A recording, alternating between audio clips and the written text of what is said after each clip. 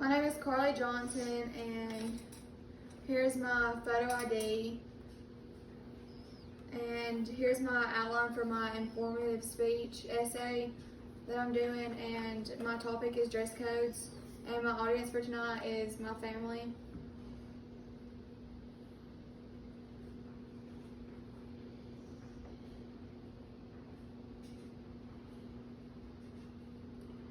How do dress codes take meaning and life out of clothes?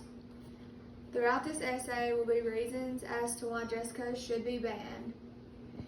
According to the article School Dress Codes, the first school dress code law was introduced in 1969. Dress codes limit self-expression and do not solve genuine problems in a classroom, and therefore are not productive and do not improve student achievement. Dress codes are harmful for students because they don't allow students to express themselves. According to Natalie Regoli, the author of 22 Advantages and Disadvantages of School Dress Codes, it forces them to comply with someone else's standard of appropriateness, which only teaches conformity. As it says in the article, restricting what students can wear removes the ability to create empowering moments that can lead to maturity. Students are restricted enough in high school, they should be allowed to express themselves through their hair color or by the way they dress. Dress codes have zero effect on attendance or preparedness. A study out of Virginia Tech that looked at school dress codes and uniforms found that there was no effect on behavioral problems or absenteeism when these rules were enforced on campus. Many people believe that dress codes have an effect on the attendance of students. A study found that some students performed worse on tests when uniforms were mandated, with the impact of equal for elementary students and 8th graders.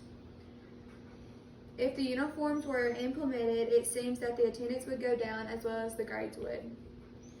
Strict dress codes serve the interests of retailers more than they do students. The United States spends over $1 billion each year on school uniforms and apparel items that meet strict mandatory dress codes. JCPenney reports that these items are one of the essential products that they carry each year.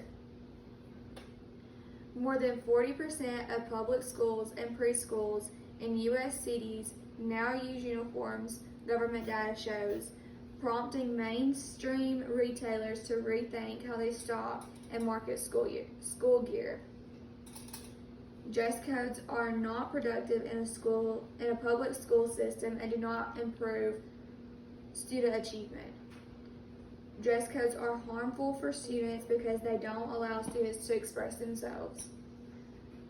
Dress codes have zero effect on attendance and preparedness. Strict dress codes serve the interests of retailers more than they do students. Dress codes limit self-expression and do not solve genuine problems in a classroom. Dress codes can be very controversial in school systems, therefore they should not be implemented. Once again, here's my audience.